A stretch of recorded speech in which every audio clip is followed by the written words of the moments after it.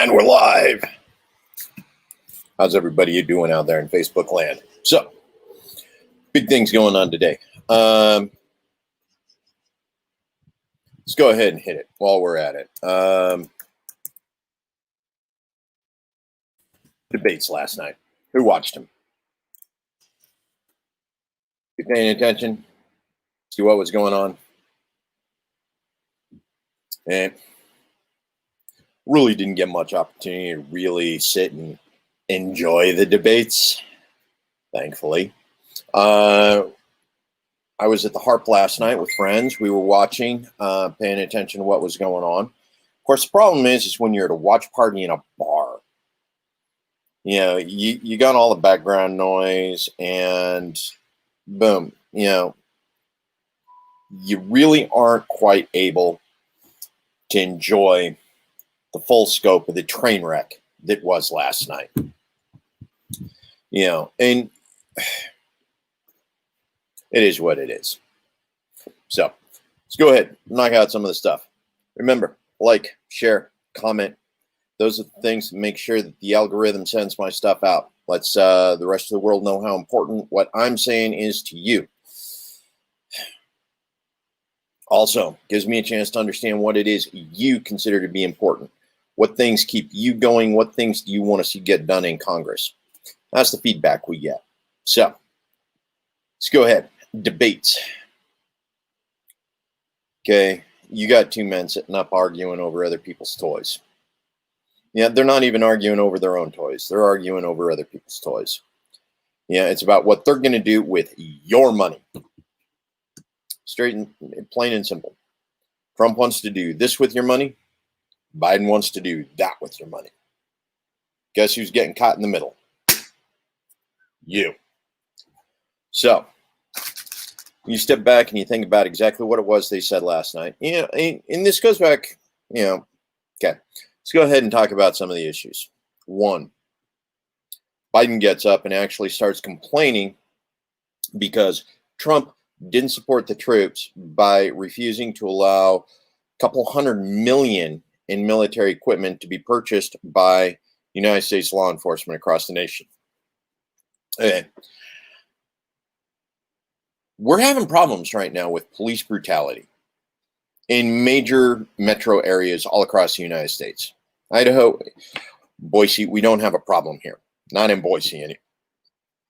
Yeah, you hear some complaints about it in other places.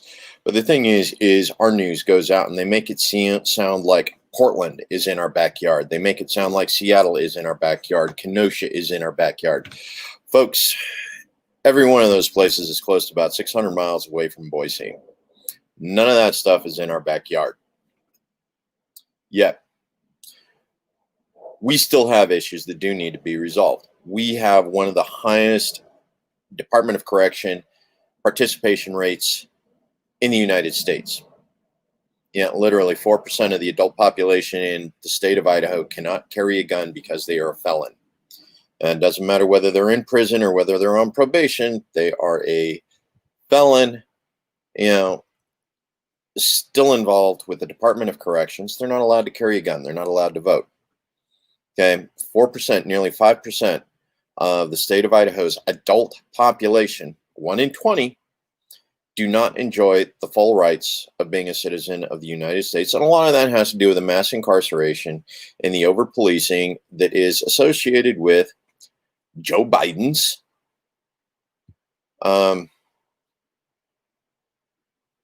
tough on crime laws. The 1994 crime bill. Joe Biden's fault. Now, the thing is, we continue to have problems with Trump because he continues to utilize the house that Joe Biden built to maximum detriment of an awful lot of U.S. citizens. You listen to me complain about Bill Barr all the time, so you already know that deal. Other issues. Joe Biden. One of the issues that came up on the debate last night was Hunter Biden. Hunter Biden's in a lot of trouble right now. Hunter Biden should have been in a lot of trouble a long time ago But due to daddy's connections, Hunter Biden never had to deal with the repercussions for his actions. Unlike most of us who operate in the pay grade you and I do, who, when we screw up, it's life ending. You know, daddy doesn't buy us a new life and send us back on our way. You know, we end up in some sort of detrimental situation that's nearly impossible to get out of. You know, we take 20, 30 years to recover from something we did when we were 19. You know, Hunter Biden was handed a new life and sent out to do whatever it was he was going to do, which ultimately ended up in him screwing up again and again and again. Any one of which would have landed us in prison for anywhere 10 to 15 years. You know, he's on like his 5th iteration right now.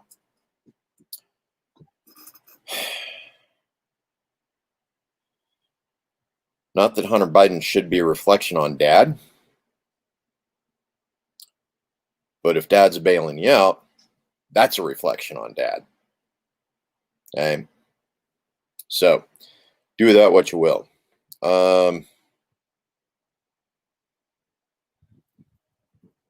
Yeah, issues with regards to the economy. Okay. We all know that an awful lot of what was going on with the Obama economy, it was Keynesian. You know, they were using fiat currency in order to stabilize the market, and they were using the Federal Reserve as well as several other key control elements that they have at their disposal at the federal level in order to control the economy so that we didn't have this, you know, we all got, yeah, sounds 9, yeah, Hunter Biden, literally, 9 cat lives. But the Obama economy that we were talking about, you know, it had its ebb and flow. You know, the economy has its ups and downs, but as a general rule, it trends upward. Now, that isn't what's going to happen this year. And literally, the U.S. economy hit rock bottom. You know, the GDP for this year is going to have dropped somewhere in the neighborhood of about 25 to 40% total for the entire year by the time we complete, you know, the January, you know, the December timeframe. Yeah, December 2020 compared to December or January, December 2019. Dude, this one's going to be a mess. Whose fault is it? Does it really matter? Because part of the problem is whether you give it back to the Republicans or whether you give it back to the Democrats, they're going to keep doing what they've been doing for the past 50 years. Yes, they will be doing the exact same thing that they did for the last 50 years, which is what got us here. You know, we've already looked at a bailout nearly twice the size of what we did for the auto industry, about the same size what we did for the housing industry in 2008. And at some point, we just need to go ahead and accept the market correction and say, okay, you know, just let it crash and give us a fresh starting point and continue to build from there. It's going to be harsh for an awful lot of everybody. Reason why is because not everybody's going to be able to afford a brand new cell phone every other month. Rental companies are going to have to accept, you know, property managers are going to have to accept, you know, maybe we just can't pull $800, you know, $1,200 a month per apartment complex that we rent. You know, maybe we're actually going to need to cut that down if we want to be able to maintain. You know, property values all across the United States, they're going to change. Reason why is because half the people in the United States right now can't afford to make rent. Our homeless population is going up. The number of people who are being displaced, you know, because of the COVID crisis. You know, property managers would prefer to have the apartment empty rather than occupied by somebody who isn't paying rent. Now, there is a legitimate reason for that. You know, but yeah, the cities are not prepared to cope with the high influx of homeless people. You know, we don't have enough homeless shelters in most of the cities in the United States for the homeless crisis that's about to appear. Got into a conversation last night about what was going on down in California. So one of the things that's happening down in Sacramento, when the COVID crisis came along, what they did was they took an extended stay and converted it into, short-term homeless housing. It was public housing. They took a extended stay, converted it into short-term public housing, and they moved the homeless people into it in order to give them all shelters. Well, in the process of doing that, they strong-armed the owner into what amounted to eminent domain him right out of his property. Barely gave him enough to call a situation even for the property that they commandeered via COVID. And they basically stopped paying him and said, hey, stopped paying the rent on the apartments that they had taken as a block for all of the homeless people. Basically said, you know what, as long as we're there, we're going to stay there.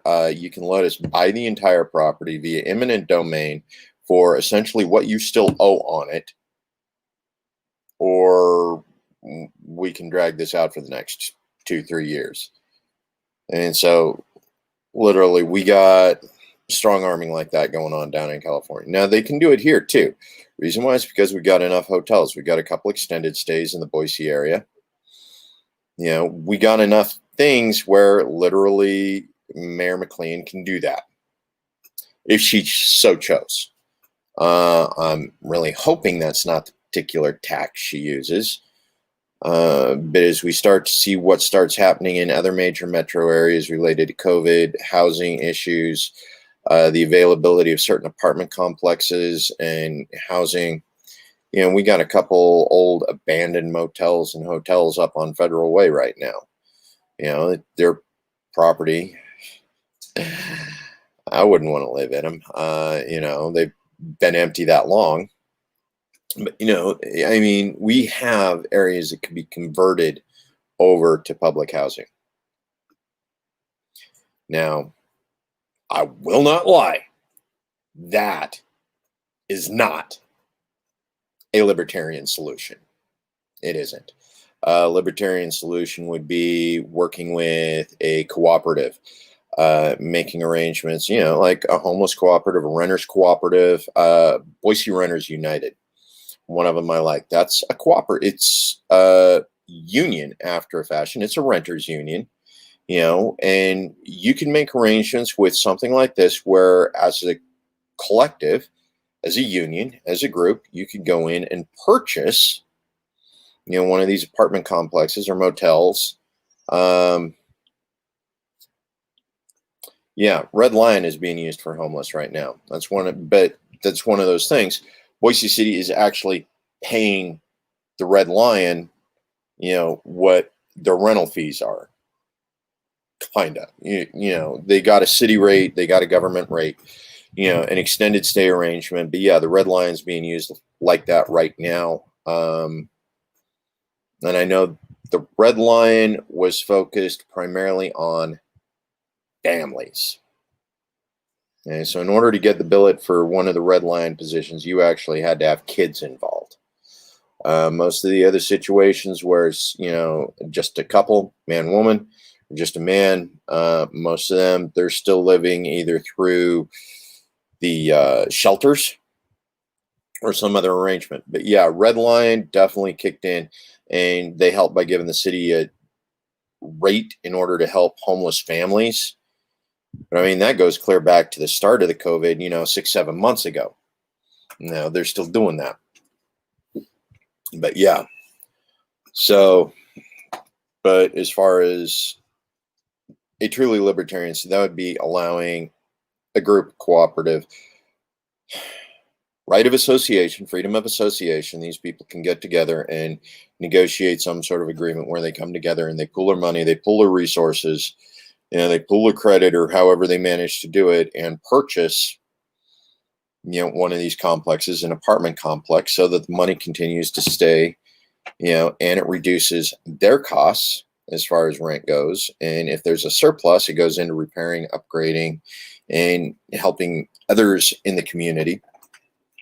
So there's ways to do it.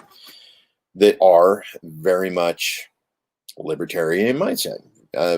Freedom of association is a very libertarian approach to solving these problems. It's mutualism, mutual aid. You can do that. What Sacramento did was very heavy-handed, state-oriented. We're going to eminent domain you and just move the homeless people into, the place you just built 4 years ago. Yeah. No, there are other ways. That's one of those things that city council may decide to sit in on, and an awful lot of people from the city will show up and say their piece, weigh in on whether or not that's a way that they actually want to spend city resources, especially in regards to defund the police. As we go back to the defund the police issue, okay, Boise City increased the police budget, I think, by what, $1 million?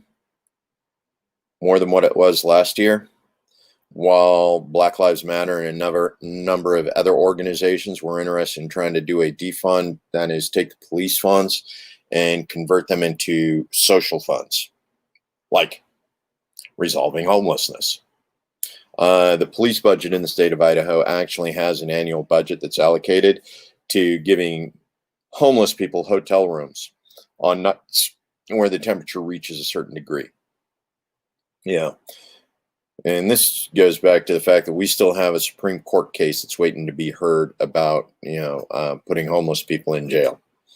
If they're homeless and they're sleeping in a public space, used to be what we did was arrest them, stick them in jail for the night, and then charge them. The ACLU and a number of other organizations actually got in and found somebody with the case. And they took the case, it's sitting in the Supreme Court right now, where they said, you know what? Homeless people, because they are homeless, are allowed to sleep in the public spaces. The entirety of the United States is watching that case, and it originated right here in Boise, Idaho. Because we didn't like homeless people sleeping in public spaces. Affected property value, folks. Affected property value.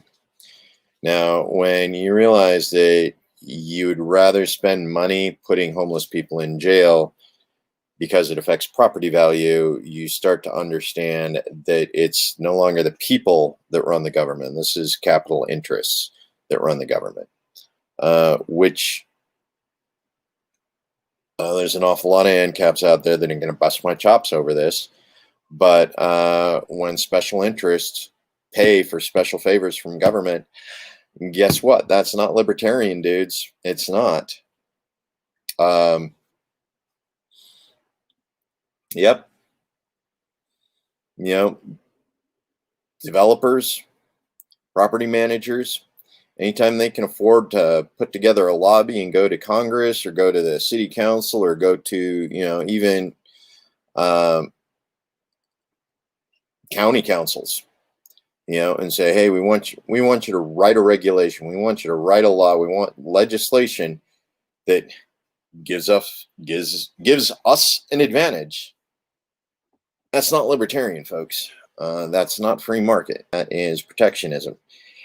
And it is wrong on so many levels. You already got the money. Why do you need to go in and actually stick your thumb on the scale after you got the money? It's like, do you really need more money that much more? No, you don't.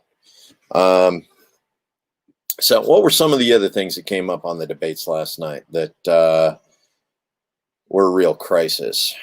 No,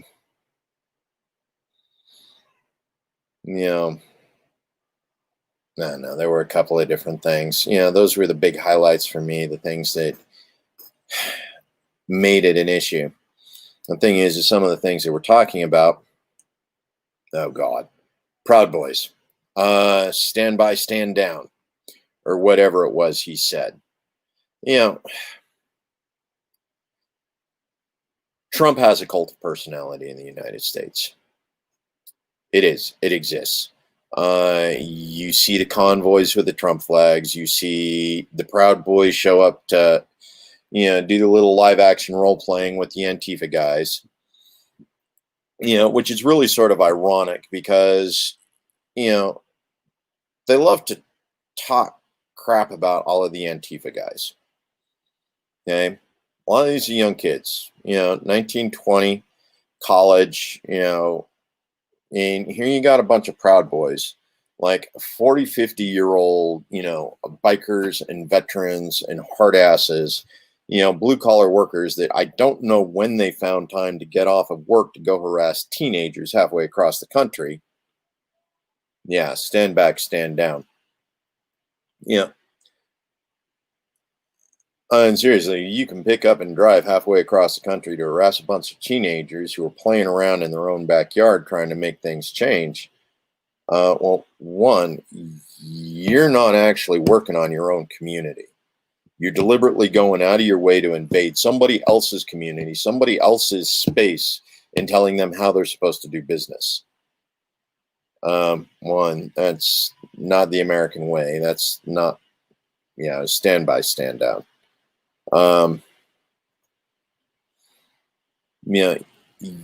You take care of business at home, man. You don't run halfway across the nation trying to tell somebody else how to take care of business. That's not kosher. Nobody wants you in their backyard. I don't want you in my backyard. I don't want you showing up in my backyard telling me how to do business. So you stand by, stand down? No, dude, stand the hell down. Nobody wants your bogus BS in their backyard. People who deal with Antifa deal with Antifa. That's their community. That's their kids. Now, those kids aren't getting bussed in. Leave the kids from those communities alone, because I tell you what, one of these days you're going to show up and you're going to mess with the wrong kid, and all living hell's going to break loose. Proud Boys, you've recorded every moment you've done. There is a face to every one of you.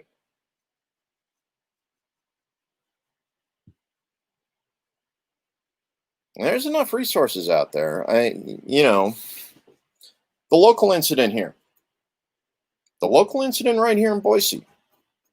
You know how long it took to crowdsource the information that ID'd everybody who was involved in committing violence at that little event? It took all of about 4 hours to put names to everybody. Now, you end up messing with the wrong kid. The stand back, stand down, that's not going to save you. Stop messing with people's kids. Nothing right now is so bad you need to go out of your way to mess with other communities. As it is, a lot of you live in my community.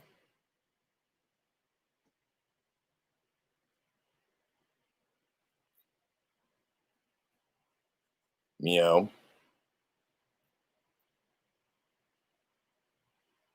is your backyard. You do what you do in your backyard. I don't care. As long as it doesn't affect my backyard.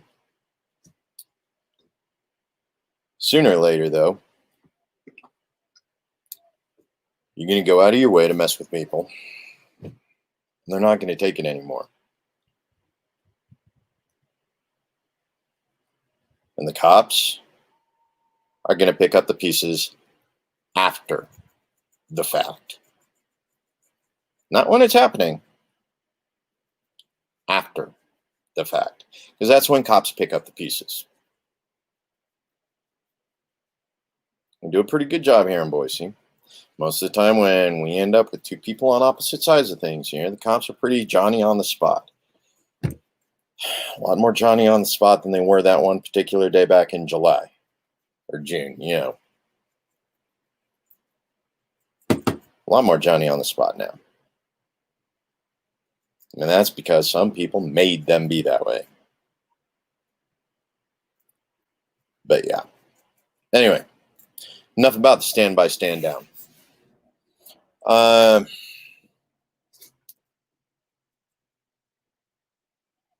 course, all you know, I'm a libertarian. You leave me alone, I'll leave you alone. No problem.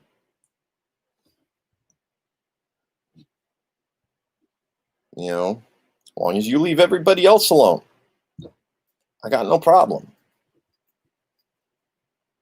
It's actually an awful lot of Americans right now.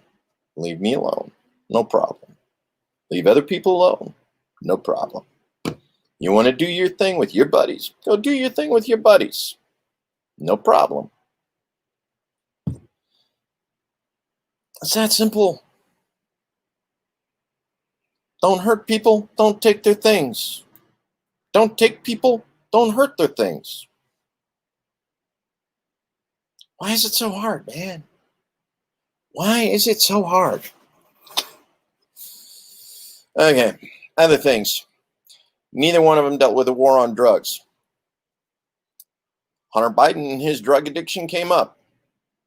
Nobody came up with a solution to the war on drugs, so the people who weren't as well placed as Hunter Biden can get the same benefits that Hunter Biden got by having a rich, well-placed daddy.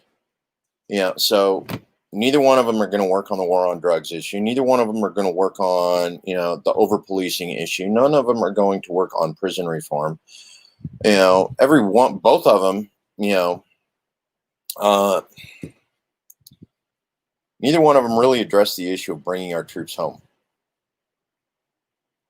I don't know about you, but these things are pretty important to me. Pretty darn important. What else we got going on, folks? See, I got about 6 of you out there in land, a little bit in Twitch, a couple of you in Facebook. Talk to me. Let me know. Got about 3-4 minutes left here. Sun's coming out. It's going to start washing my face out, and then I'm going to have to call it a day. Yeah, some of that smoke from the California wildfires is finally starting to hook around and block the sun. Weird cloud effect coming in here before too much longer. Sort of works for the outdoor lighting. Doesn't work so well for the outdoor breathing. Climate change. Yeah, let's go ahead and address the issue of climate change. Yes, the climate is changing. How much of it is man-made? Hard to say. Does it matter how much of it's man-made? No, not really. The reason why is because we still need to go through something to actually fix the problem. Otherwise, we'll be creating a situation that continues to escalate and get out of control. What's the best way to actually deal with climate change?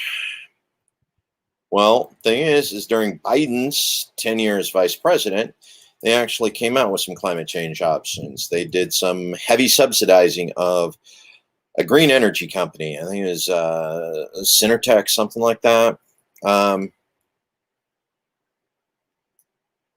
What ended up happening was the business went under, and everybody's relatives that got in on the ground floor as CEOs and executives of this company managed to get nice little golden parachutes as they stepped out of a failing company that they allowed to go bust. Again, rewarding bad behavior. Okay. Now, a lot of these were well-positioned families of Democrats in Congress. So when I hear the Democrats say the Green New Deal is, a new economic stimulus, we're going to go out and we're going to create energy and we're going to save the dudes, last 5 times you guys have tried that, it didn't work out the way you promised. Why should I expect it to work that way again? Or why should I expect the promise to happen again? It's the whole boy who cried wolf thing. We'll fix it this time. We'll fix it this time. We'll fix it this time.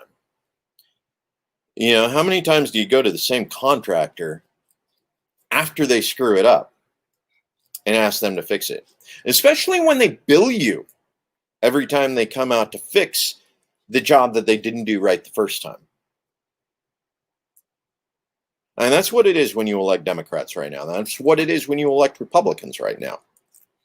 And when you elect a Republican or you elect a Democrat, basically what you are saying is, yeah, I know I paid you to do the job, but you didn't do it right.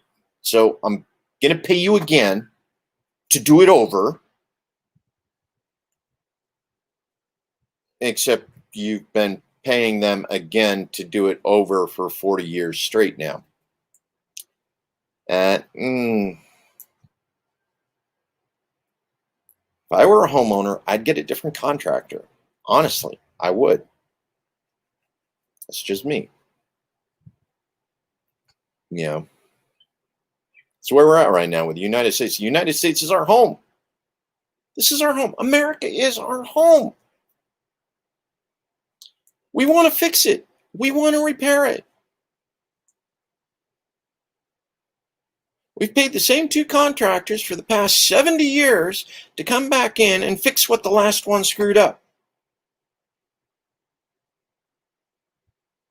And neither one of them have been able to get it right yet.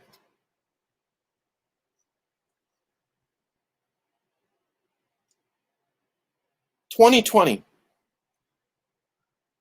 are you going to go back and ask the same contractors to fix what they haven't been able to fix for the past 70 years now?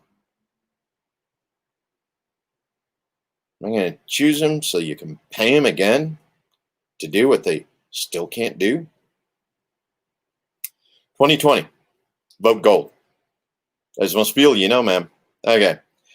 30 minutes, 32 minutes. Running out of time here, folks. Thanks a lot for joining me. Remember, like, share, comment. Brandy, I love you. Lorraine, love you.